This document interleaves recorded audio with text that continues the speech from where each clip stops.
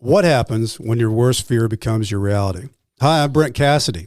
Welcome to the Nightmare Success In and Out podcast, where we explore how to overcome your fears and nightmares to set yourself free. We're going to be exploring this topic with guys I was in Leavenworth with, and with others who served at other prisons. We're going to be talking about life before prison, life in prison, and life out of prison. These stories can be inspiring, sometimes sad. There's some humor, but hopefully you can come away with a nugget of something that will help you knock down some of the prisons you've built up in your own mind. So, listeners, if you've been following the show, last week I had Joel Schwartz on, and Joel Schwartz was the defense attorney for Russ Faria. And anybody who's had a television set or has been plugged into any type of media outlets, the Thing About Pam has been a 6-part miniseries. It's been a podcast with 30 million listeners. It has been a juggernaut of a story that no one can get enough of. But I got to tell you something. Joel was nice enough to connect me with Russ. And my guest today is Russ Faria. Russ, thanks for being here, man. Thanks for having me on. So Russ and I were just catching up before we got on here. And one of the things that I think, because this story has taken on so many branches of a tree, but one of the things, Russ, that I think that kind of gets lost in the shuffle is who is Russ? And, you know, before all this happened, what was little Russ Faria doing? Where were you? Where'd you grow up? What was going on? Well, I grew up in Florissant, Missouri, kind of a suburban area just outside of St. Louis for those not from the area. Just normal teenage life, my mom and dad, a lot of folks that I grew up with, their parents were divorced, but my folks were together until my father just passed away this past November. So I had my folks, and we grew up there and just led a normal teenage life. Went to Hazelwood Central. That's the big question around St. Louis. Where did you go to high school? Where did you go to high school? I went to Hazelwood Central, and just got my fair share of trouble that teenage boys will. Nothing major at the time. Just stupid kid stuff. A few fights here and there, but just normally, and then I guess around 18, 19 years old, my folks moved out to the Wentzville area, O'Fallon, which is a bit west. And back then, that was out in the middle of nowhere then. It was quite out in the middle of nowhere. It was quite rural. And being from the more urban area, I was kind of reluctant to that. But, I warmed up to it pretty good and made some good friends and that out there. Some of the friends that were witnesses in my case. Oh, excuse me. And lived out there for quite some time, and just enjoyed taking rides in the country and stuff. When I was a kid, I liked to ride my bicycle all over the place. Yeah. I go out, you're probably about my age. Yeah, kids in the 70s and 80s actually used to ride their bicycles. Right, you go out in the morning, and then you wouldn't be back until the evening. Exactly. And your mom would say, hey, where you been? Oh, I've been out riding my bike. Oh, okay. Yeah, all over town. You might have been 20 miles away. But that's what me and my friends like to do, was go out and ride our bikes and, just play in the creek and everything everybody else did when they were a kid. I grew up in the 70s and 80s I was born in 1970, so I'm 52 now. Sometimes I feel older, sometimes I feel younger. You're younger than me, Russ. I'm 55, so you're the youngster. Only got a couple of years on me. But then we moved out there, and I started enjoying some of the country life and kind of settled into that. I like to take drives in the country. I like to go fishing and camping and things like that. Enjoyed the outdoor life. And once upon a time, I met this lady named Betsy, and she worked at the local gas station, which was at that time where I lived was probably the closest convenience store. It was about a mile or two from my house, where the next closest grocery store was maybe about 5 or 6 miles away. So I'd be in there all the time, and I'd talk to her and made her acquaintance and that. And I thought she was a cute girl. The first thing I noticed about her was her beautiful eyes. Mm-hmm. And she had a great personality. One thing I tell people about Betsy whenever they ask about her is She's like the famous president who never met anybody she didn't like. You know, she was everybody's friend. You know, and she'd do anything she can to help anybody out or whatnot. And eventually, she actually asked me out. Oh, she did. She asked you out, Russ. She asked me out. And well, that makes it easy then, right? Yeah. And we went, I think, to this casino in St. Charles for a date. You know, I think we went to the malt shop where you can get a burger and a malt there, and then enjoyed some of the action in the casino and that. And I had always been into music, just all growing up. You have that in common with Joel, your attorney, who has his own band. He has Joel's effing band. Yeah, and, Joel's effing band. Contrary to what the movie or anything else shows, I never heard Joel play guitar until long after the prison. Fact. Yeah. But so I was really into music in that at the time. I grew up just listening to music my whole life. I had some aunts and uncles that introduced me to some of the good stuff from the 60s and 70s, you know, and I was into all that. I still am today. The good era. Right. I listened to Casey and that, right? And so anyway... but I like this, Russ, because nobody ever even talks about how in the world you and Betsy met. So you met she was at the gas station, worked at the gas station, and you just kind of from time to time would go in there, and then she asked you out, and you guys go on a date, and there's the relationship. Yeah.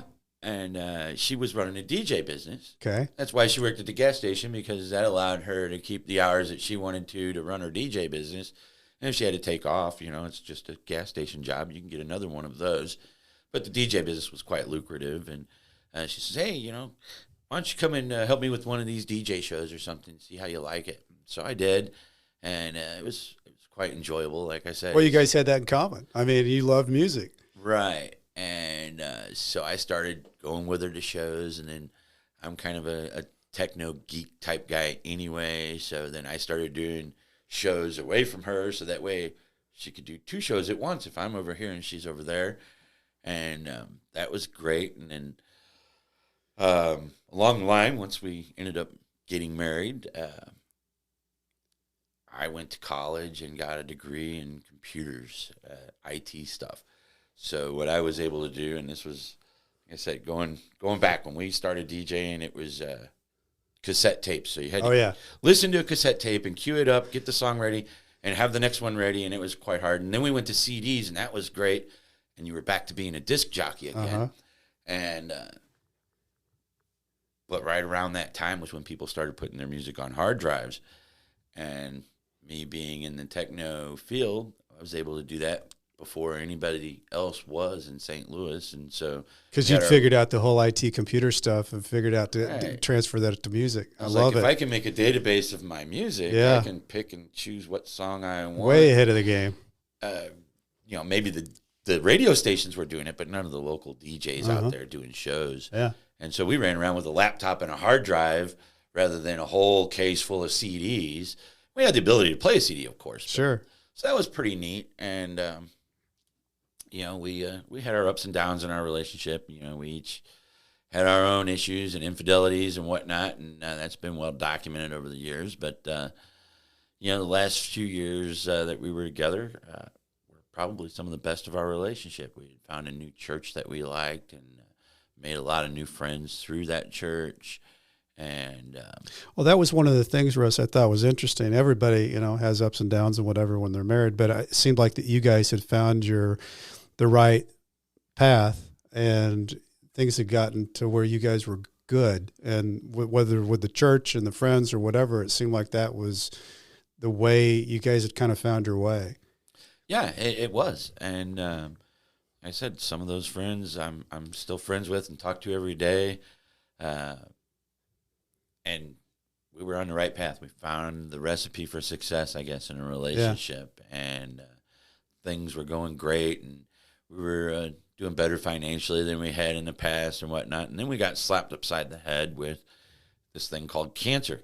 Mm-hmm. And that wasn't any fun at all.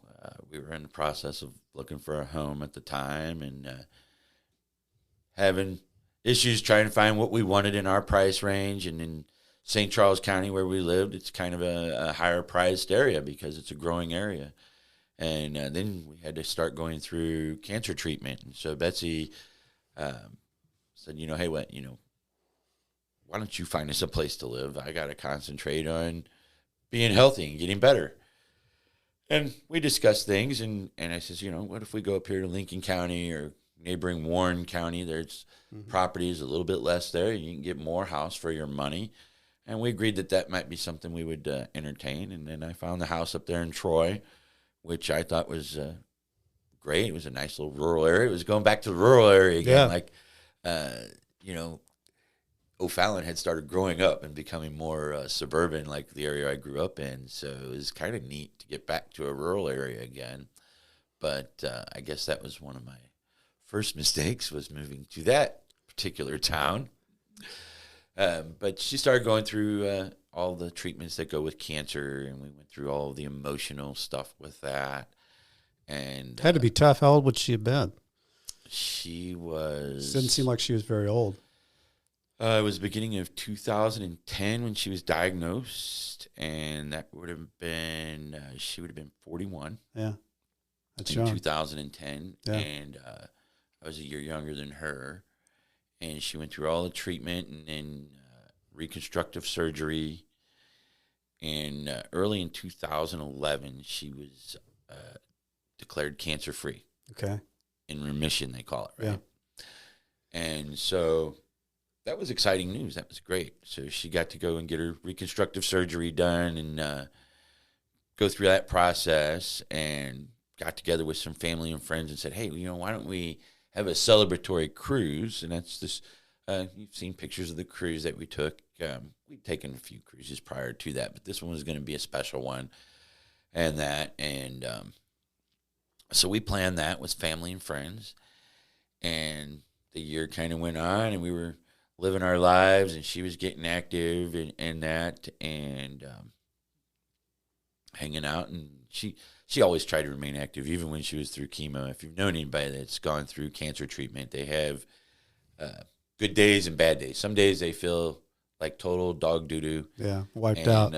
They don't want to move. And then there's other days when they feel like Superman, or, bulletproof and 10 foot tall. Mm-hmm. And on those days, she'd go out and play tennis or whatever she wanted to do. Any rate, that year kind of went on, and we were out of town for an out-of-town wedding. I believe it was in October. And she got a call from her primary doctor because she had gone there for some other issue. And that doctor said, well, you need to probably go talk to your oncologist when you get home. And so we did, and they performed the test, and then there was the hard meeting that you have to have where the doctor says, hey, this is what's going on. And we found out that breast cancer was spread to her liver and it was inoperable. So you have to ask the hard questions then and get the hard answers. And the doctor said, you have probably 3 to 5 years if you're thinking positively, And so we went through all of that emotions. And that's tough. That's tough information. And here we had this wonderful cruise. Oh, yeah, you guys had just celebrated month. The remission and everything that just happened. Well, the cruise was coming up still in November at that point. So she decided, and she's the positive soul, like I said, she's like, you know what, this is still going to be a celebration of life. We're going to have fun, and we're going to go out there and enjoy our time with our family and friends. And, I think maybe she knew, you say people that are terminal sometimes know when they're closer than the people around them. And I think maybe she knew that. I don't know.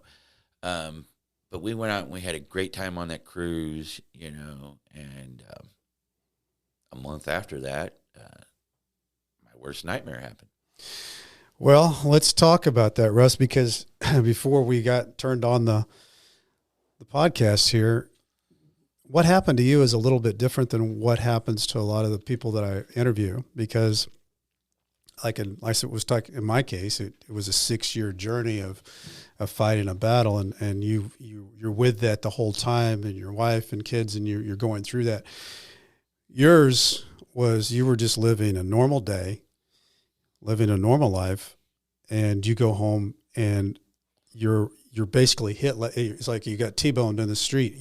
Your life changed immediately, and the minute that you opened that door, and from that moment on, everything changed. So as it's portrayed, is it, as you walk in that house, is it pretty accurate to what happened? It's very, very close. It is a matter of coming in the front door. There's a small foyer there. I believe I made a turn towards the garage door to put down some dog food. And as I got past that area is when I saw the scene that I came upon. And the dog wasn't in the house, which was also unusual.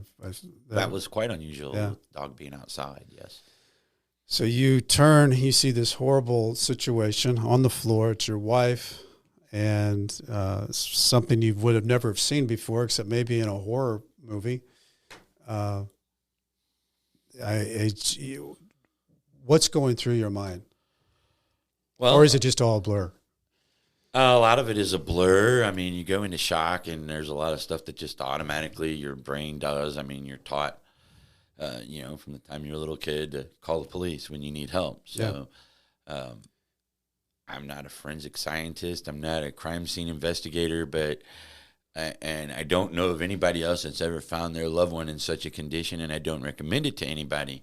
However, if you were ever found yourself in that situation, you would find that you don't spend a whole lot of time investigating other than you see the situation, then you have that fight or flight, and the thing you want to do.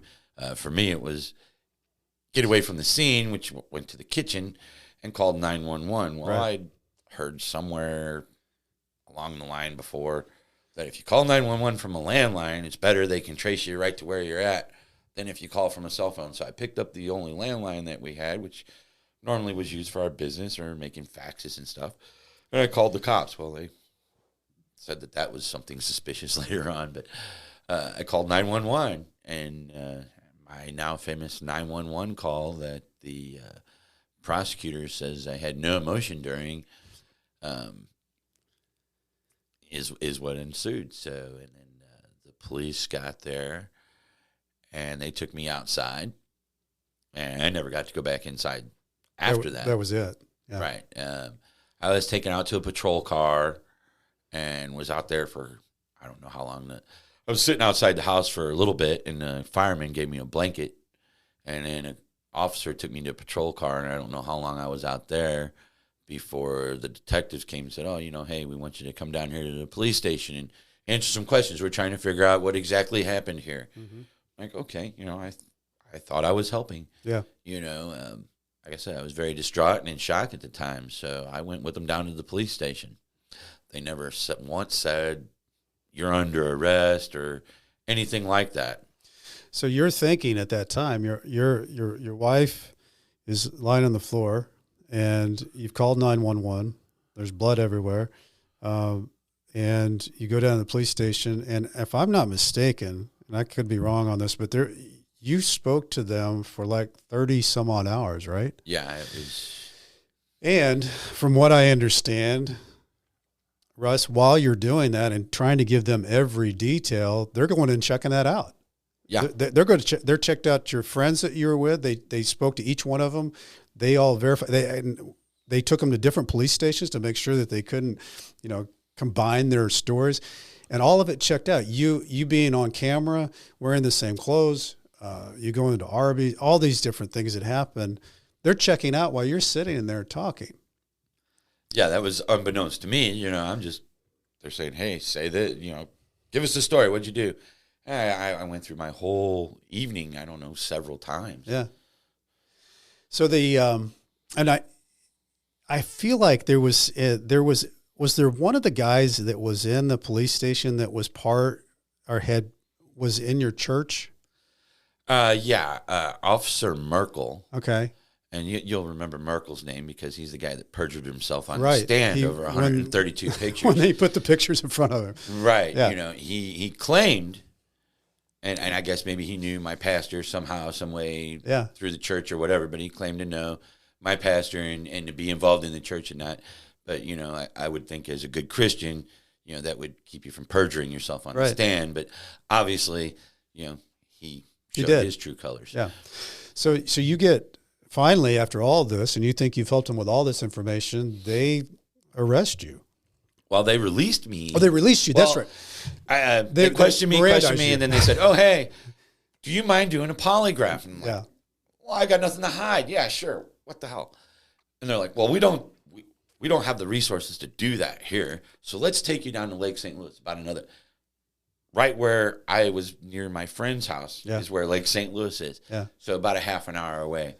And they took me in there. I couldn't tell you if that machine was on to this day. They said it malfunctioned.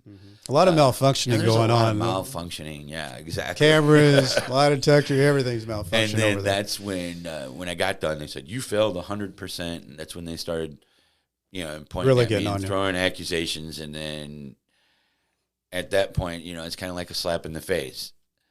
That's when I woke up, and the little switch went on in my head and said, "This isn't good." No, wait, I don't even need to talk to these people. Right. I've watched enough TV. Yeah. I have the right to remain silent, and I have the right to an attorney, and I'm going to invoke that right now. And so I said, I'm done. I told them I don't know how many times I didn't do it. And they're going, yeah. And I says, all right, fine. I want a lawyer. And Detective Raymond Floyd says, that does it. As soon as they want a lawyer, that means they did it. That was his exact words. And I said, whatever. And they handcuffed me.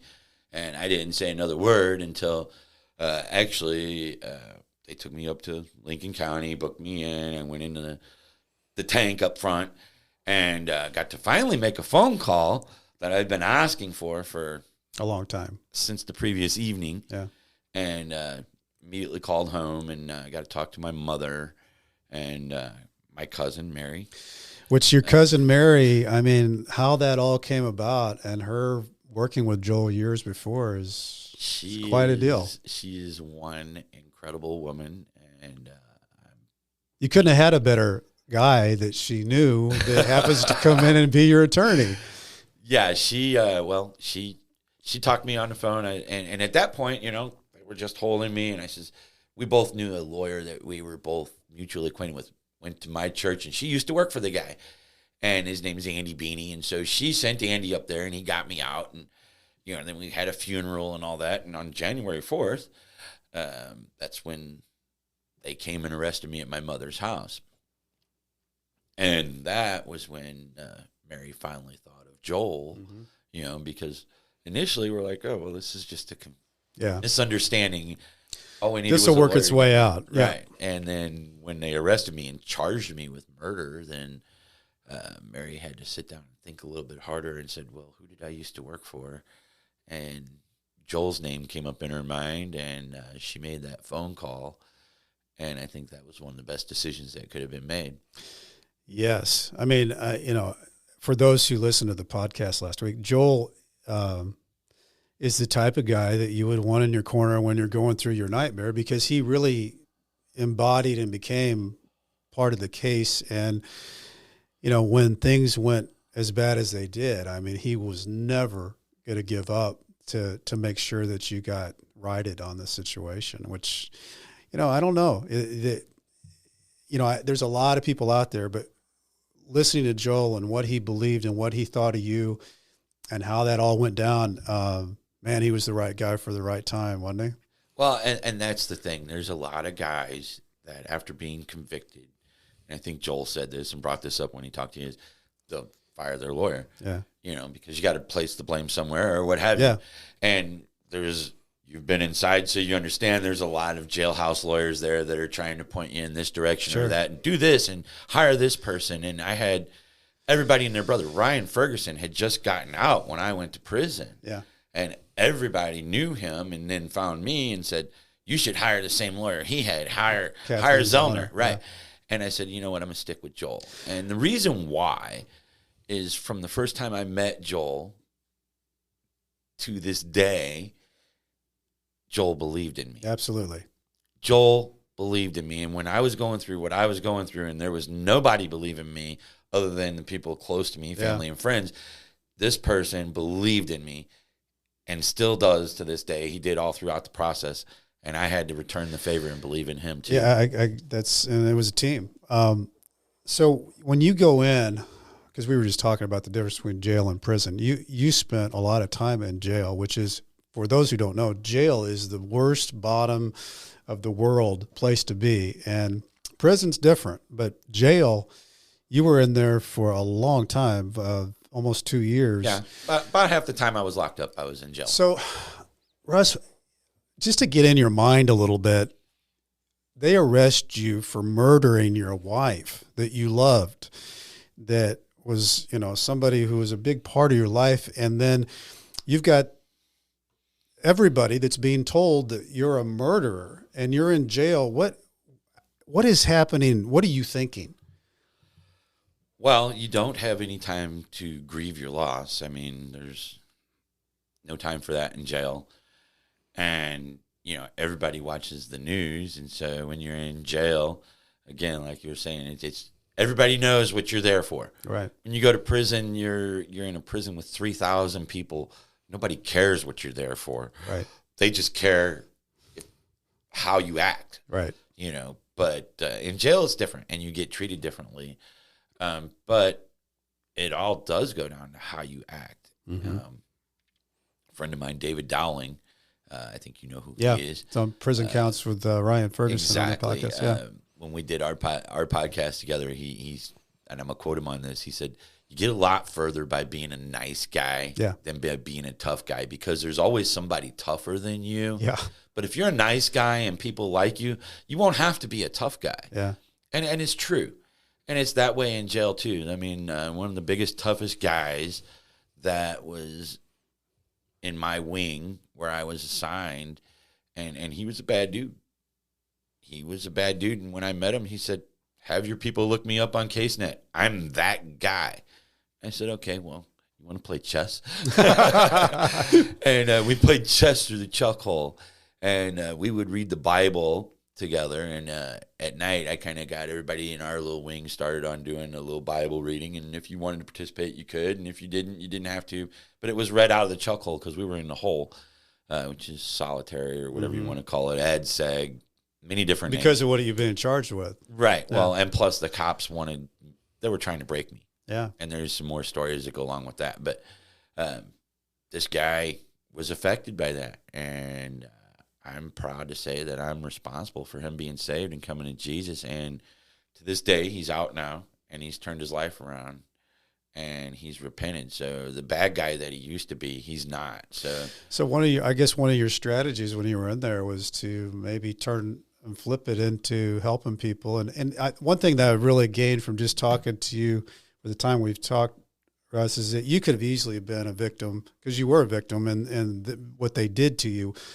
But you flipped the script and really survived the situation, became a survivor, and you didn't get in a fetal position. You stepped into it, and you were an innocent guy being put in a bad situation, but you were helping people while you were in there, and you were going through probably the worst nightmare you could ever go through.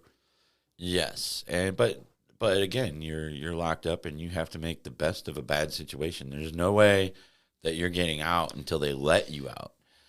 And so did you have a feeling, Russ, because I know it's people who've gone through trying to get prepared for trials when they're in jail. It's tough because you're confined, and then they've got to make room and places for you to meet your attorney and that. As you're going through this, was in that first case, was Joel giving you any indication that he was dealing with all this craziness out here where the world had kind of flipped upside down, that, they weren't looking at anybody else, and he wasn't getting the things approved, through these hearings that he wanted? Were all those things, were you guys talking about that type of stuff? And did you have real hope that this was going to come out okay? Well, that's a few questions there, but I'll try and address them all.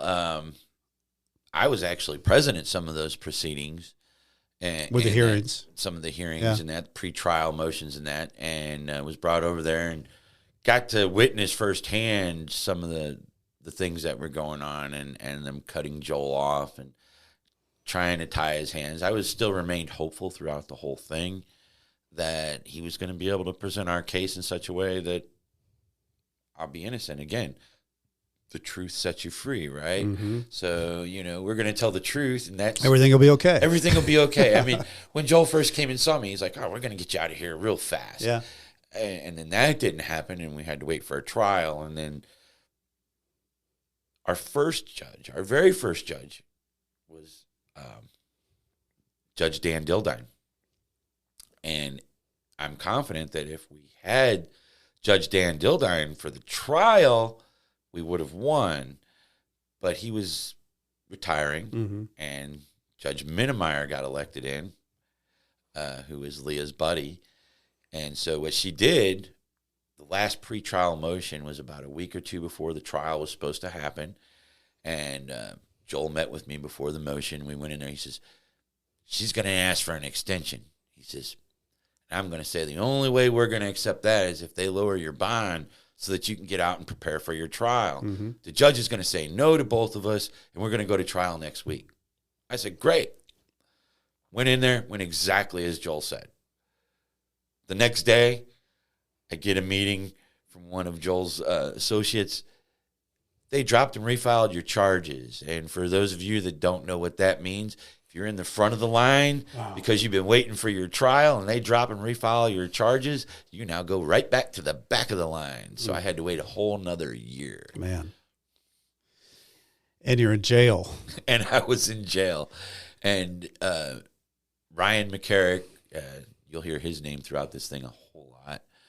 He loves to trample all over people's civil rights.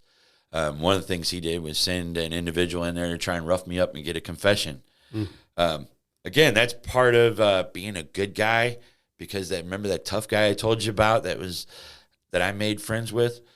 This guy, when they brought him in, was talking about roughing me up, and the tough guy downstairs said, "You touch him, it's going to be like that for you, because you're going to go to prison sooner or later, son." And when they put me in the cell with the guy, I don't know if that was what changed his mind or not, but there was no fight. There was no roughing up. And Ryan McCarrick's little report that I recently saw that he wrote about my confession that never happened, he never got to file it.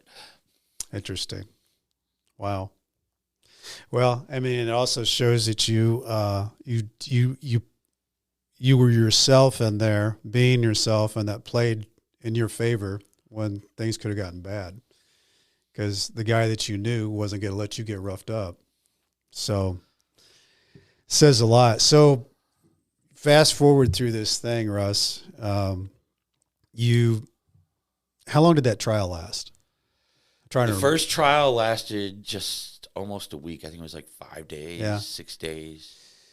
So you're standing there, and the jury comes back, and they say that you're guilty. And I believe that they said you were guilty, and the eventual sentence was life without parole. Am I correct? Yes. There's a difference between life and life without parole. I think life is like 25 years. Life without parole means life. Right. And then Missouri has a little thing they tack on. Plus 30. If you use a weapon in whatever crime that you did, then they tack on armed criminal action, which has a maximum penalty of 30 years. So you had plus 30. I had life without plus 30. Life. So if I would survive life without, then that 30 years I could possibly be paroled. So what are you thinking? I mean, the worst happened. You lose your wife. You've been in jail for way too long. The things haven't gone your way, and then the jury comes back and says that you're guilty. What's going through your head now, Russ? Well, it's devastating. Yeah. It takes all the wind out of your sails. It's like you were expecting it to go the other way, and you can hear the reactions of your family and friends behind you. Takes the breath out of them. Yeah, and I've mentioned my cousin Mary, and I'll mention my sister Rachel. The two of them, leading up to that first trial, they did a lot of the legwork for Joel. I mean, they were out there pounding the pavement and getting information everywhere they could, and talking to people, and all of their hard work. Just Joel, I think, said an explicative, and exited the courtroom. He was just appalled and flabbergasted himself. I'm trying to remember, Russ. Is Dateline in this at this point? Because did Dateline ask him? I'm trying to remember, when did Dateline get into that story? So all the way up until this point, the only coverage excellent coverage by Chris Hayes, local news guy in St. Louis here, and his cameraman Dave Sharp. They're just fantastic at what they do. But he was there for the whole thing. Yeah. From the time I was arrested to then, and he sat. And Chris happens to be and was a big fan of Joel's before that. He was, and I think going into that, Chris was like, "Oh yeah, you got this," and Joel says, "Well, it's a better story for you if I lose," But they never thought that was going to happen. So all the way up until that point, and then I get convicted, I get sentenced, and I go to prison. Dateline hadn't been called. Joel had kind of told my cousin Mary and other people, hey, hold off on that until let's see what happens. And so once we were convicted, then Joel gave the okay. My cousin Mary got a hold of Dateline, and Kathy Singer picked up on this thing. And she really sunk her teeth into it. She sunk her teeth into it like a pit bull terrier, and she wasn't letting go. And they came to see me at the prison. I want to back up on that, Russ, because you go from jail. Now you've gone to what prison did you go to? Well, I initially went to Fulton. Okay. Because Fulton County Prison. Yeah. But I went there because that's your receiving and diagnostic center. That's where you get poked and prodded, and they mentally assess you to make sure you're not a crazy and make sure you don't have any communicable diseases and all that. And then they decide where they're going to send you for your permanent camp. And they inform you that they're going to try and keep you close to wherever you're from so that your people can come and see you and whatnot. And so I was there for, about a month or so. And then they came and got me one night and said, "You're leaving tomorrow. Get your stuff ready." And then 4 o'clock in the morning, we got on the buses and got to go to Jefferson City Correctional Center. Wow. Isn't that where Dave was? I can't think of his last name. Dave Dowling? Yeah. I think he was there for a little while. Yeah. Ryan was there. Like I said, he got out. Ryan got out about the same time that I was convicted. Okay. But we had a mutual friend that we made in prison, Rodney Lincoln. Okay. And so I got to make his acquaintance in there. So it's just kind of a lot of small world type stories. It is a small world thing when you start doing. So what was your going into that prison? What was your first day like? What was your first feelings like? Emotions of going, this is going to be where I'm at, knowing that you've got an attorney out there that's fighting for you, but you're now, your life is turned into, this is something you're looking at. Well, it's quite disheartening, I'm again, we'll go back to my cousin Mary because she plays an integral part in this. But what she told me early on, even before the first trial, and she kept reminding me throughout the whole thing is, you take care of yourself and what you need to on the inside, and let me take care of what's on the outside. I got this for you. You can trust me. And that's great. Mary is 5 months younger than me, almost to the day. We grew up like brother and sister. Many times we refer to ourselves as the Wonder Twins because people wonder if we're twins or not because we're on the same brainwave. So I knew that she had it for me on the outside. She was going to take care of everything, and I had that confidence, But my confidence in the system, however, by that point, it had to be terribly bruised, severely lacking. By this point, I've already learned about this guy named Ryan Ferguson who spent 10 years on something he didn't do.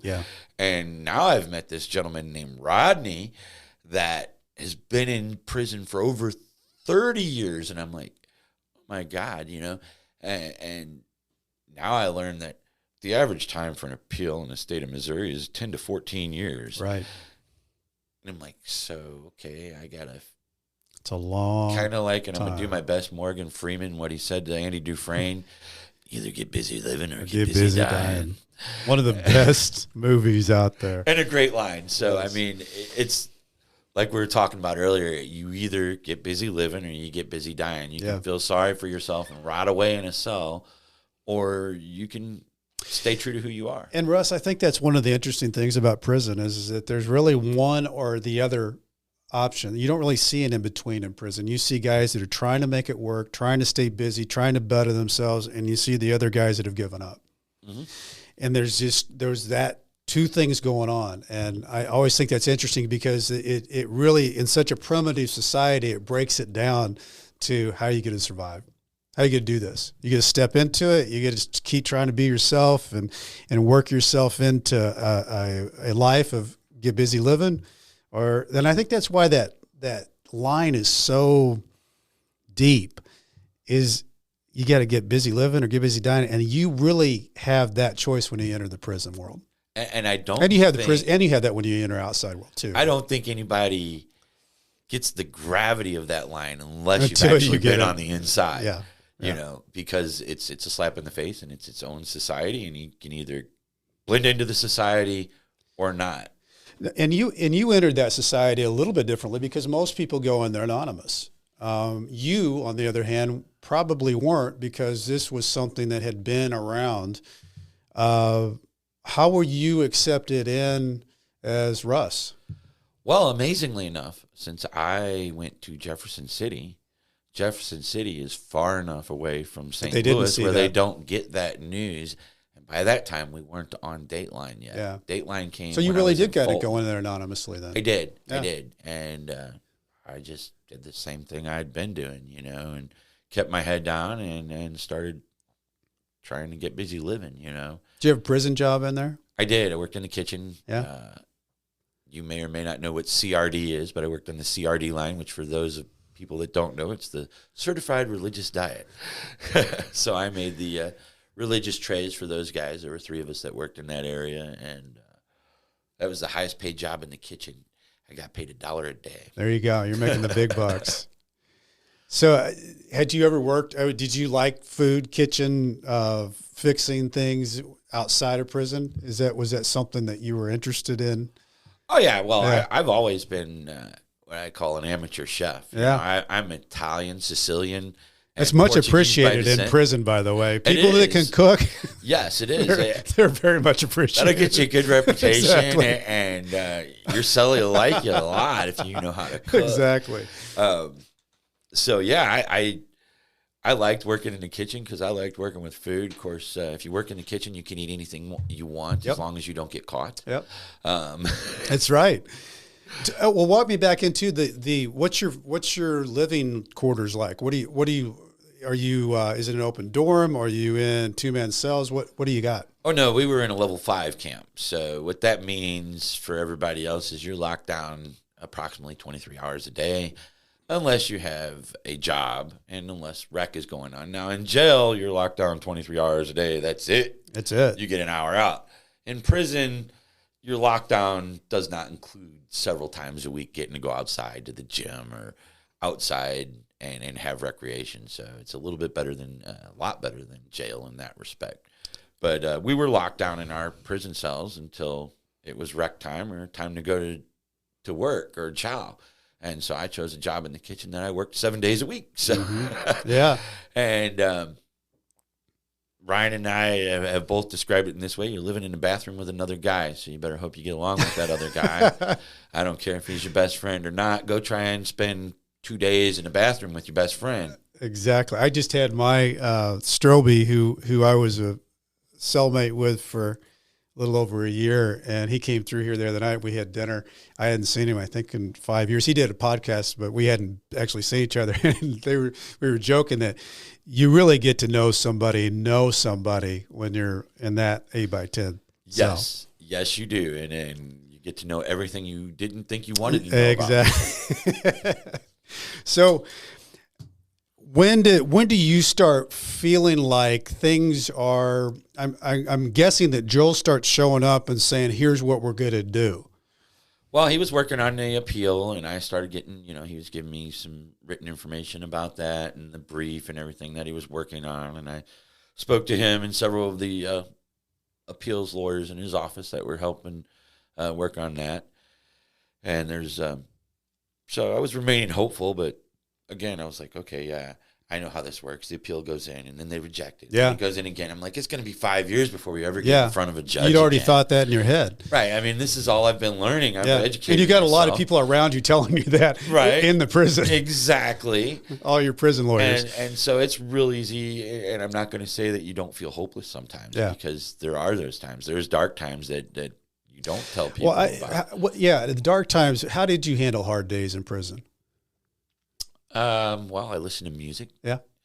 I was fortunate enough that my family and friends, and actually I even had perfect strangers putting money on my books.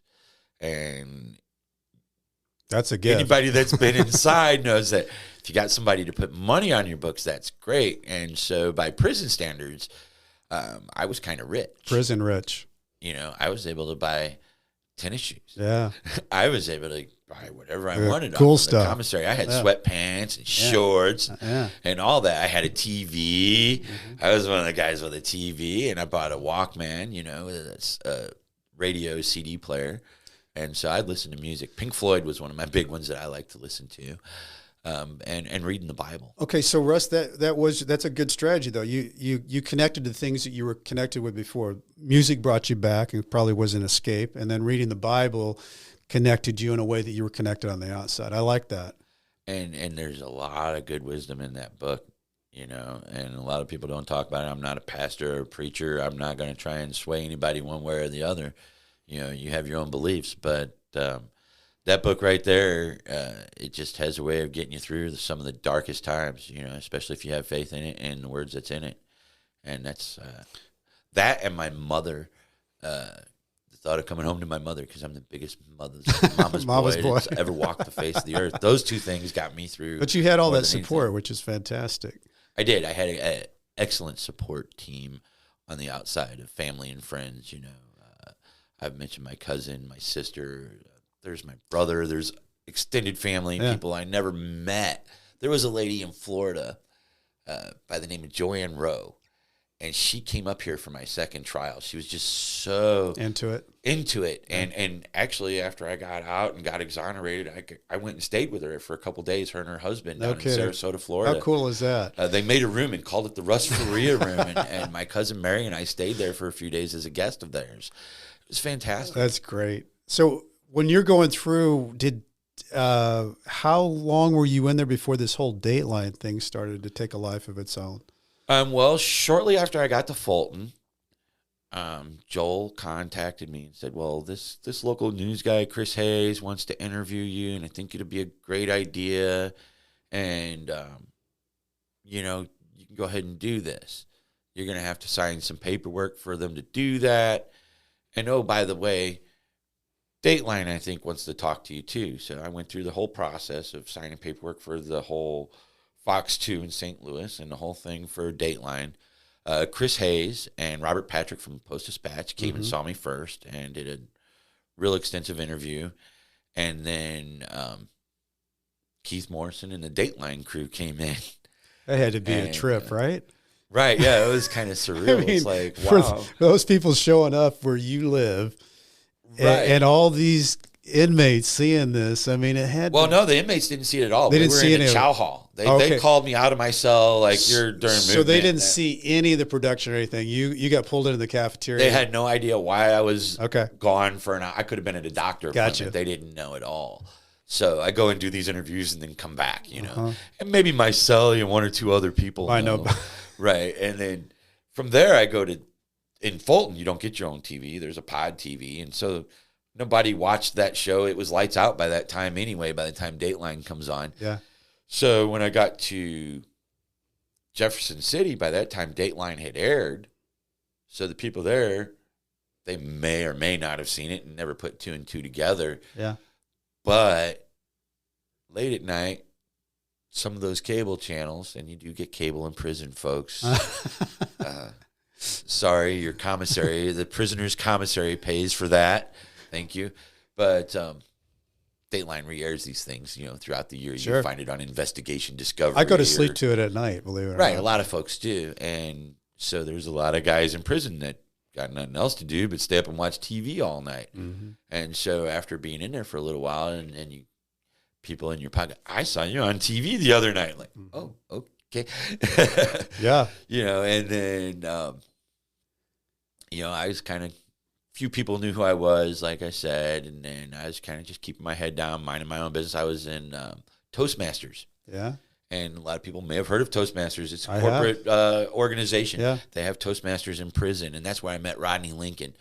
And so if you want to associate with a better class of people in prison, you can go get in a gang, or you can go join something like Toastmasters.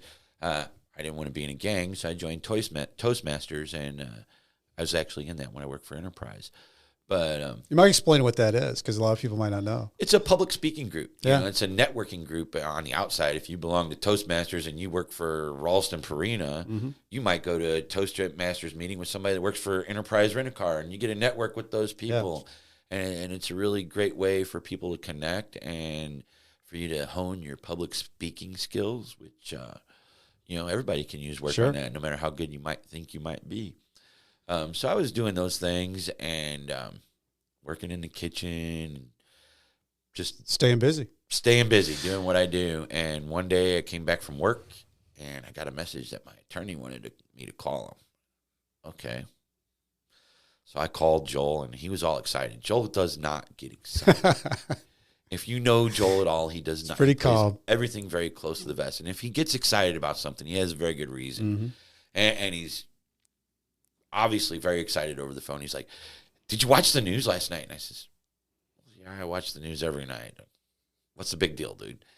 He says, "Well, what'd you see on the news?" I says, "Joel, I'm in Jefferson City. I don't get the same news you get, bro."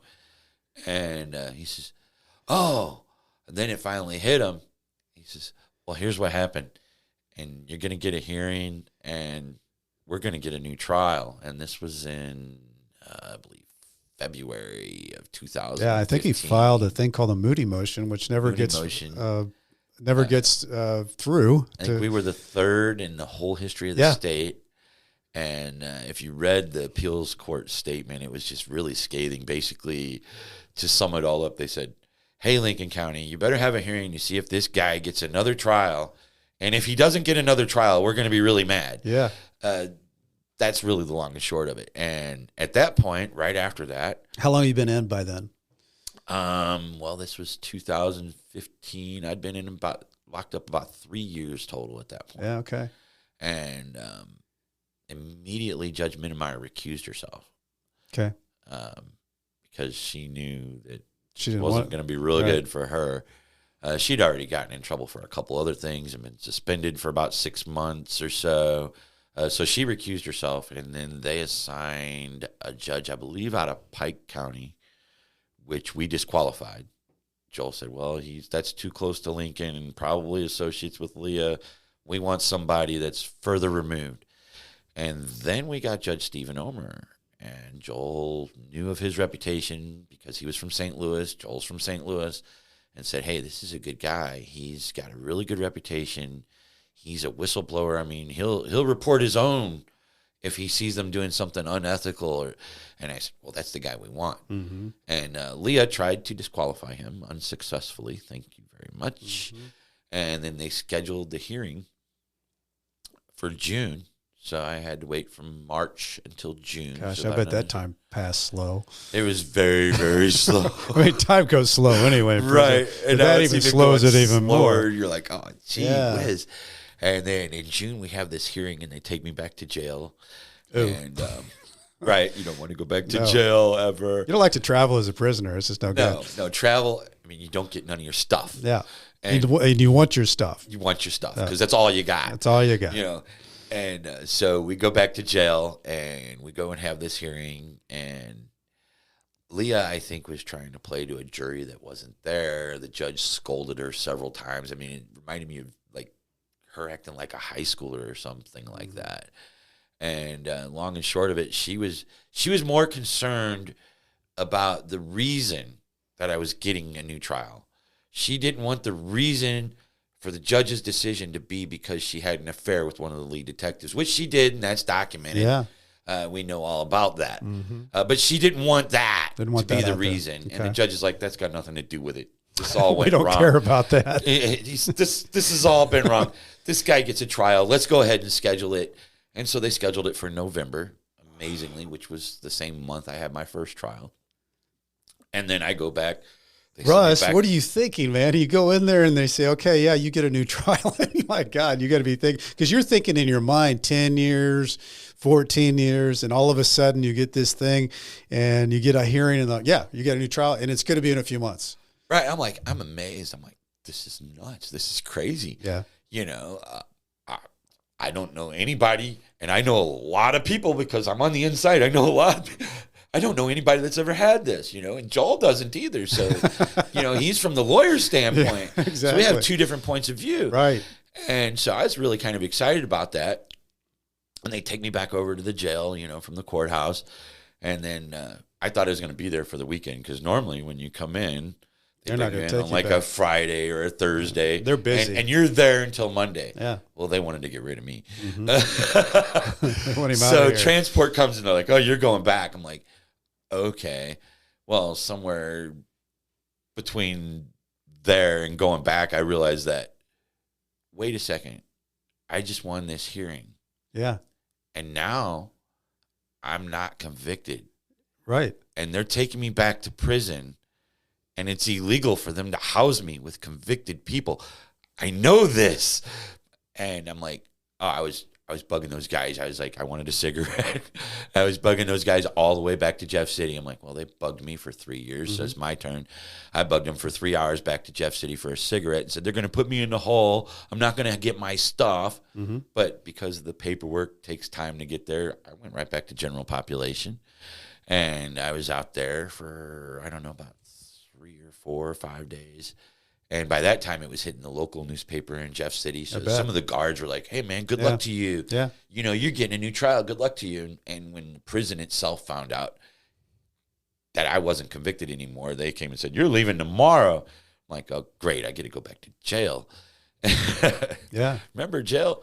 So I go back to jail. And I'm in there. And visiting day comes up now in jail. A little bit different. It's through glass. You don't have a contact visit like you had in prison. So now this is, and if I remember, aren't those a lot shorter? I mean, their visit is like visit in prison is about 4 hours if your people want to stay that long. In jail is about an hour. Yeah, whether they want to stay longer or not. Right. It's just what it is, and it's behind the glass. Yeah. So my mom and my sister and my cousin come in there to see me, and they're like, your bond is lower. We're going to get you out of here soon. And I said, okay, yeah. When is soon? Because your idea of soon could be next week. Sure. My idea of soon from where I'm sitting is yesterday. Exactly. So soon don't get me nowhere. You know, do what you got to do. I was trying to be understanding, but let them understand it. Don't tell me soon. Just do what you do, you know. And I'll go when I can go. That was on a Sunday when we had that visit, and then Tuesday, and I had phone calls in jail cost a lot more than they do in prison. A lot of people don't know that.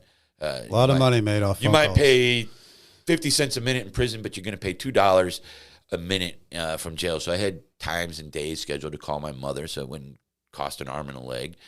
And this was that particular time, and I got up and called my mom, and she didn't answer. I said, well, you know, she knows I'm supposed to call. Well, maybe she's in the bathroom or doing laundry or what have you. I'm going to go ahead and take my shower and start my day. I was in an open pot at that point, and I'll call her back. So, you know, that went on. I got back on the phone over there when it was open, and I'm standing there, and the door to the pod's right there, like literally 5 foot from the phone. And I'm waiting for the phone call to connect. We all know how that goes. And the sergeant on duty opens the door and says, Faria, bunk and junk. And it took a second for that to sink in, and I looked up and I said, huh? He said, bunk and junk. And I know what those two words mean. If you've ever been on the inside, you also know what those two words mean. And if you haven't, it means get your shit. You're getting out of here. Exactly. I knew that only meant one thing, because they weren't taking me back to prison. That meant they're putting me out the front door. And it didn't take me long to make my necessary trades for my good stuff for other people's bad stuff that I was going to be turning back into jail. Everybody knows how that works. And a lot of trading going on right when you get out. Right. And so they took me up front, and I had to sign some papers with the bondsman. And the bonds person said, I'm going to hang back here because there's a lot of press and everything out there. And I got to walk out the front door, and one of the most, one of the best moments of my entire life. It's been surpassed, but I got to walk out and hug my mother as a free man the first time when I was bonded out. And then I got to hug the rest of my family and friends. Can't imagine. They had a limo bus out there waiting for me with my favorite Pantera's pizza and Dr. Pepper. And we went to a local... Russ has got that with him here today. I do have that. I'm drinking Diet Dr. Pepper now. I like Diet Dr. Pepper. It is. It tastes fattening, but good. It's not. We should have them as a sponsor of the show. Right. We just gave them a plug. And so we went to a local bar called Turtle Creek, and that's Dateline and Fox 2. They were all there, but moreover, I got to see a bunch of family and friends that I hadn't seen in quite some time, because you only can have so many people. I just can't imagine, Russ, after going through everything that you went through, and then boom, you didn't even know. You're just trying to make a call to your mom. Yeah. And boom, you're standing outside free after 3 years of all that. I get emotional whenever I think about that to this day. And we had a great party there at the bar, and just had a bit of huge adrenaline rush. It was, and got to reconnect with a lot of people. And then at the end of the evening, it was kind of late. My dad worked nights at a local grocery store. Excuse me. And they didn't tell him. My dad suffered from manic depression, and when he had to witness his firstborn son get arrested, it put him in the hospital. And so he wasn't able to come and see me. I talked to him on the phone a minimal amount of times during the time I was locked up, but I hadn't seen my father in 3.5 years. And they did not tell him because they didn't know if everything was going to go as planned and they were going to get me out. So my dad went to work as he planned. He didn't know where everybody was. They were out somewhere. Yeah. And so at the end of the evening, and this bar was literally around the corner from where my father works, but my sister says, okay, you go ahead and drive. I hadn't driven in 3.5 years, but my license is still good. And you don't forget, it's like riding a bike. So I drove around the corner to where my father works, and my dad was my best friend. We watched football together, and I mean, every boy's dad should be their best friend, and mine was. So got to go in there and surprise my pop. Man. Wow. I just, I remember you're bringing back the emotions to me, because I remember getting out, my family being there and the wife, and, there's just, I don't know, Russ, there's not a feeling, however you come out, there's not a feeling like that, but that connection with your dad had to have been really something. Oh, it was. There's a picture out there of me and him just totally bear hugging one another right there in the store. And naturally, he told the people that he works with, he says, well, I'm going to go home. And they said, no, go ahead. Because they knew the whole story. And so we got to go home from there, and that was great. So when it comes down to, because Joel tells a story about him really struggling and wrestling with the idea of not having a jury, and he approaches you with that idea because he likes this judge and he thinks it's facts, then these facts can't be disputed. Russ, what was your thoughts on this? Because this is your life. Well, it's really kind of amazing. We kind of came to the same conclusion around the same time for, I guess, different reasons or whatever. But my cousin Mary and I, we're close. My sister Rachel, but Mary was taking me. We were going to a meeting with Joel when I was locked up. It was my sister Rachel, but I was being able to actually take an active part in preparing for my trial. Which when you're in prison, there's really not a whole lot you can do other than give information. But now I'm able to actually take an active part. I can go have a conversation with my lawyer and know for a fact that there's no cameras or microphones or anything else. Yeah. And my cousin Mary and I had talked about this. By this time, I knew who Ryan Ferguson was, and I had researched his case a little bit because it was from Missouri. And I'm like, okay. And I found out that Ryan and I had something in common.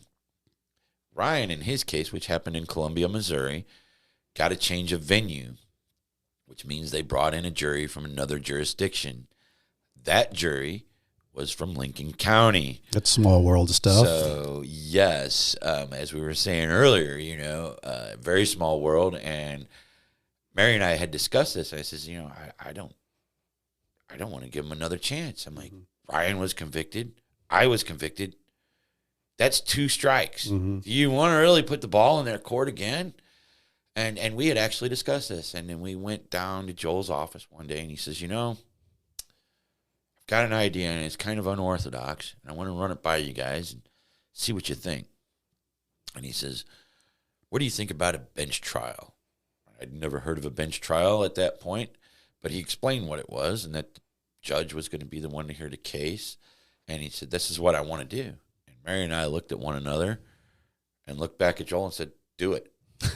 Just like that. And Mary and I, again, we have that little psychic communication. We can look at one another and tell what each other are thinking. We had already discussed it at that point, and when Joel brought it up, that was just fuel for the fire, and we looked at one another, made that communication, and immediately chimed back at him, go for it, let's do this. And I know a lot of Joel's colleagues just thought that was crazy and stupid. I know it shocked the hell out of the prosecutor. It was gutsy on both your parts, but I can see how you came to the I can see how you came to that, because you've got 12 people and it didn't turn out well. The Ryan Ferguson thing happened, and then you've got your attorney that really feels solid about this judge. Right, and I had not heard, like I said, I had not heard of what a bench trial was. Yeah, I was going to say, hey, why don't we get a change of venue and get this out of Lincoln County? Yeah, I don't trust the jury from Lincoln County anymore. Right. And then he says, this bench trial, I'm like, okay, well, we're telling the truth. And if we can get all of our evidence in and we can get a fair trial like we never got before, which is all I ever wanted, was a fair trial. It's all everybody ever wants. And unfortunately, we've talked about this. It doesn't happen. And people get wrongfully convicted a lot more than what people realize. What people know, right? We've said a few names here today. My name is one, Ryan Ferguson. And Rodney Lincoln. For every Russ Faria, for every Ryan Ferguson, for every Ryan Lincoln or Rodney Lincoln, there's 10 other guys that you don't know their name that might not get out. Right. So when you get this trial, you head back into that courtroom, Russ, does it feel different? It did. It felt a lot different. Again, I was able to help prepare for the trial. There was the incident about the pictures. Well, let's talk about that, because when you're sitting in there, this is the type of stuff when you're watching movies and you're like, oh, that's that moment. So Leah gets up there and she's giving her opening statement and is saying the same thing and talking about the malfunction. And Joel has to be looking. I think he said he looks over and says, she doesn't know I got these pictures. Yeah, and I was sitting right there at the table with him and Nate, and there's nobody else that hears the conversation that goes on between a client and his attorneys right there. Because you're right there. And we're like, okay, this might be a boon for us. This is a big deal. And we didn't realize that when Joel received those pictures several weeks before. That came from Leah's office. You just figured it was sharing information like they're supposed to as they were supposed to. But we know that doesn't always happen. And then there was the incident with the letter that was on Betsy's computer. And I'm a computer geek. Yeah, I know that stuff. Before. I know that stuff. Joel shows me this letter, and I took one look at it, and I go, that letter didn't come from that computer. And he says, how do you know that? I said, well, you can get your expert. By the time he'd already hired Greg Chatton, I says, you can get your expert, and Greg will confirm this. I says, but I went to college too, and I says, if that document was originated on that computer, it would have an author, because everybody that has an account on that computer has a name attached to that account, and that would be an author if you create a document. I'm putting it in simple terms right now. This author that's attached to that document is unknown, which means it did not originate there. It came from somewhere else. I said, get the expert on it, and he'll confirm that. Joel ran with that, and that was and that was another big deal. I mean, the pictures were a big deal, but that letter deal was a big deal. I think those were two of the biggest deals. Two of the biggest deals, and then obviously allowing the idea that you were on that insurance policy for basically 4,000 days, and she was on it for 4 days, Pam Hupp, and then Betsy dies. So those three things were huge for you guys in that second trial. Oh, it was. Then you had everything else that ran around. The fact that you couldn't have been there, and they pinged her phone to be basically at the scene of the crime. Man, I can't imagine you sitting there on the second trial hearing all the things that you wanted to hear on the first trial being argued. Russ, it just had to be a whole different type of feeling for you. It was. There were a lot of things that were presented during the first trial, and there's times when the jury is actually sent out, and then the lawyers go about doing what they're doing, and it's recorded so that they can use that for appeals and that. So that information was out there, but the jury didn't hear it. At this point, we got a judge, and he's hearing everything, and I was really happy with the fact that and he kind of continued his behavior that he had during this hearing. Leah was, again, trying to play to a jury that didn't exist. Right. And he would scold her and admonish her several times throughout the trial because she was just acting ridiculously. People ask me about the movie and say, well, what do you think about it being so funny? I say, well, the people that they're making you laugh at acted more ridiculously than they're being portrayed. So, yeah, laugh at them. Yeah, goofy, silly time. Well, I mean, and Russ, it's so, I can't imagine you watching all this because I'm deep in this, but I wasn't part of this.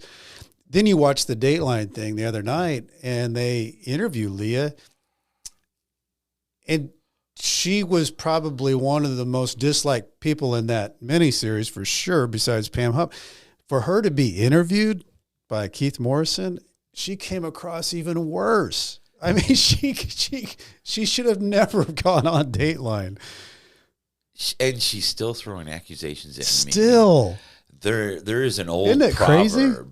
There is an old proverb out there that says, it's better to remain silent and be thought of a fool than to open one's mouth and remove all doubt. I think Abraham Lincoln said it. I'm not sure. It's a good one, though. She obviously have never heard that. She had no business talking. Herself any favors. No favors She's whatsoever. out there throwing accusations at me. I've never been brought any evidence to show me that he wasn't guilty. And everybody who's watching this, Russ, knows what they've seen. She's saying something only to herself. The whole world has watched this. They've listened to it on podcasts. They've seen the miniseries. They've read the book. She's so far out in left field. I've never been brought any evidence to prove to me that she's anything other than a moron. and Keith Morrison says, it runs through your alibi. And he said, what kind of alibi is a good alibi if this isn't an alibi that can be considered good? And she said, I just didn't feel it in my gut. What? That's crazy. I think I just actually had a conversation with Kathy Singer from Dateline this afternoon, and that subject came up, and Kathy said, well, maybe she got a little bit of confidence from the couple interviews she did on KSDK recently, and thought that Keith was going to take it easy on her, and that's just not Keith was just Morrison's shaking. Style. He was literally just shaking his head. Oh yeah. Okay, and I'll be seeing him in about another week and a half. Oh, and I'm going to question him about that. God, he's so good, and the way he tells stories, he should just. I mean, he's a storyteller, and man, but his interview with her, man, there was a lot of people that enjoyed that interview. Oh yeah, that was. I think we've done 6 Datelines, and that's a record. Yeah. But out of the 6, I think that one is probably the best one yet. Well, it tied it all together. It did, and you got Leah out there who has not talked in 10, almost 11 years now. Yeah. And she should have stayed quiet. And again, like we just said, she should have stayed quiet. She's now taken her business down off of Facebook and Google because she got a 1.6 rating after the interview. She's lost business over the course of the weekend. Before Monday occurred, she had people fire her Yeah. I mean, it's totally believable. Right. So, Well, Russ, let's back up a little bit, because you get in this trial, all the stuff that you want out there. You've got a real juror being the judge, and the moment comes. And does it feel the same, or are you feeling different? You're standing up, and you know your life is in or out. Well, I had a lot more confidence going, watching the thing go down, and then there's this recess. Yeah. And Joel and I and my cousin Mary and I think another friend of mine, we're out in the parking lot. It's one of our cars or something. And your attorneys are always obligated to let you know of any offer made by the prosecution. And Leah made this offer to Nate Swanson, Joel's associate and co-counsel, and said, if he will plead to manslaughter, I'll give him soft life. I did not know this. This is new information. And Nate called down there to Joel, and I looked at Joel, and I don't know if we can say this on here or not, but I said she can take that and shove it right up her ass. I'm not going to accept anything more than an apology right now. Right. And so he told Nate that, and I think Nate repeated those exact words to Leah. And so there was a little bit more time, and what we ended up finding out later on was there was a problem with the printer, and the judge didn't get his stuff printed out as quickly as possible. So he had this whole statement that he read that took, I don't know, it seemed like ages to me. It might have taken 5 minutes, but it seemed like a lifetime. It seemed like a lifetime to me, that he was talking about this case, bringing up more questions than answers, and just everything. He was very scathing. Yeah. But that didn't make me any difference. There was one part I was waiting for, and that was the end. Yeah. And anybody that's been in a similar situation will tell you that. So he came to reading my counts and that. He says, on the count of murder in the first degree, I find you not guilty. And that was the first little bit. And on the count of armed criminal action, I find you not guilty. And then that point is when they show me in the movie falling into Joel's arms. Nate and I embraced one another, and Nate actually is the one that caught me because my legs weren't working. Yeah, it felt like rubber. Point. Yeah. And it was incredible. And then I think I turned around, and then we had an embrace with Joel, and then we got to walk out of the court. Oh, you guys just survived a war together and won. It was a literal war. Yeah. And we won. And you won. And it's such a great story. And so let's talk about what's going on now, because I know you've got. Well, just go ahead and tell me. Tell me what's going on in your life. What's going on now? Well, after the show, I've been out for 7 years now, so there's a lot that's gone on in 7 years. What's happened in 7 years was about a year after I was exonerated. Pam Hupp got wind that the U.S. attorneys were reinvestigating the case, and she got scared. Mm-hmm. And she went out hunting. She approached a few people. Literally went out hunting. Yes. Yeah. I tell it's the only way I can describe it, like somebody would go out deer hunting or rabbit hunting. Yeah. And I kind of think they described it that way on the show when Keith Morrison was narrating it, that she went out hunting. Yes, she was out looking for prey. Yeah. And she approached a couple of people, and then she came across a disabled gentleman who had been in a car accident by the name of Louis Gumpenberger.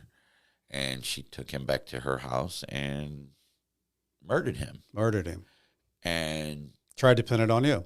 Again, tried to pin it on me. So it was like deja vu. Actually. And she made so many mistakes. There was so many missteps that she had that, I mean, from where she bought the knife to the $100 bills to the whole thing, she misstepped all the way through. As soon as I heard about it, I'm like, she's going to drag me into this somehow. Yeah. I just knew it. And well, you got called back in. Right. This happened on, I forget what day of the week, maybe a Tuesday or a Wednesday. And that weekend, I was planning to go to the Lake of the Ozarks and meet a friend of mine that lived in Springfield. And we were going to talk about PTSD. Have a nice weekend. Yes. PTSD is real. Yeah. But so I heard about this, and I'm like, she's going to try and involve me in this somehow. I just know it. But I went on with my weekend, and I get down. This friend I had made a new acquaintance with, and I sat down with this friend and says, okay, well, if you're going to hang out with me and be my friend, I'm going to tell you a little bit about who I am here. And so I told this friend about my whole ordeal, and now I've been exonerated. I says, now furthermore, let me tell you the most recent occurrences. And I told a story about what happened with Mr. Gumpenberger. And I says, there's probably a good chance that I'm going to get a call from my lawyer this weekend. About 5 minutes after that conversation, Joel called me and said, the police want to talk to you. Mm-hmm. And I said, well, I'm in the Ozarks, and I'm not coming back until Monday. If they're going to talk to me, they're going to talk to me then, or they can come and get me, but I ain't coming home. Because I figured if they're going to arrest me, I'm going to enjoy the next 3-4 days. Yeah. But that was never the case. I went down there and talked to them. They were just checking off their They boxes assured me that they were doing their jobs the way it should have been done. This is different this time. 10 years prior. And they were doing a thorough investigation, which meant because my name was brought up, because she planted that note in his pocket, which meant investigating me.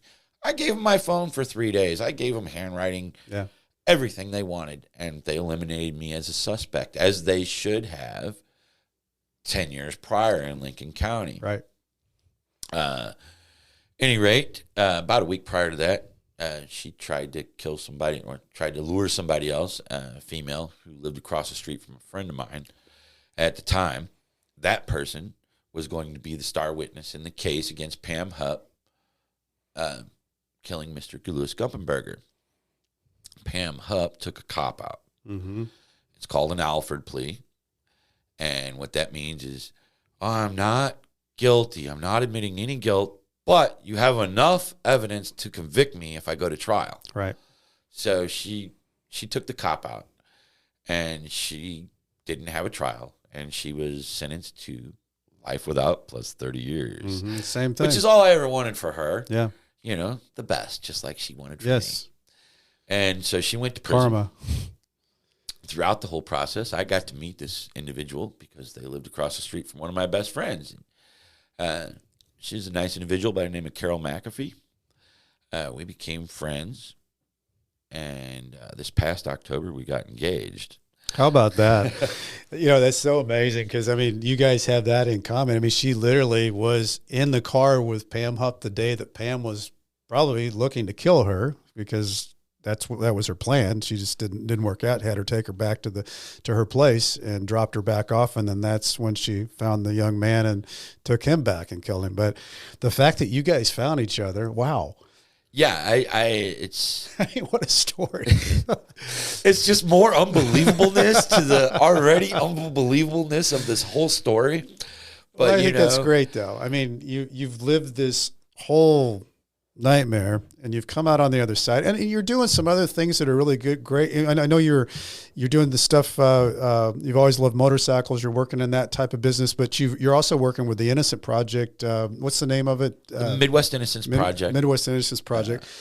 I love that you're doing that, Russ, because you're such a good, credible voice to shine a light on things, and you have a spotlight on you, but you're using it in such a positive way.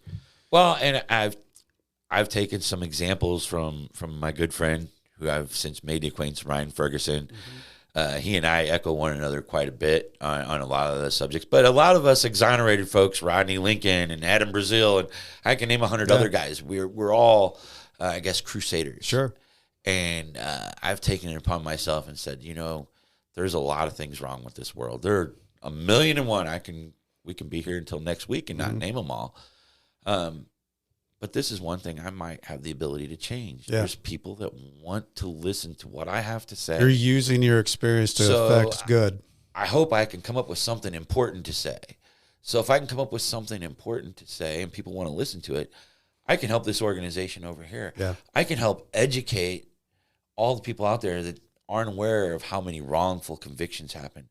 All the people out there, and I know Joel talked about this too, and it's near and dear to my heart, near and dear to Ryan's heart, prosecutorial immunity. It gives prosecutors carte blanche. They can do anything they want and not ever suffer for it. And if they're performing their jobs unethically and maliciously and just wrongfully, there should be a consequence. They should face the same penalty as somebody else. I've told people, they can send you and me and everybody else to our death, either, by the death penalty or being imprisoned by death. Potentially, you have thousands of serial killers in the United States. Right. Because of that. 3 is serial killers. So how many prosecutors out there? And no state The only one that has punished anybody for it is Texas, and they've only done it twice and more or less a slap on the wrist. So that's something that I'm trying to work to change. Well, and I think Joel said it in a good way also, how he was explaining is that, the justice system that we have is the best there is, but there's humans in this system, and the idea of winning sometimes get us in the way of doing the right thing. And when that happens, innocent people or people that shouldn't be put away get put away, and those people get promoted. And without there being a severe consequence to that, exactly, it allows too much to happen.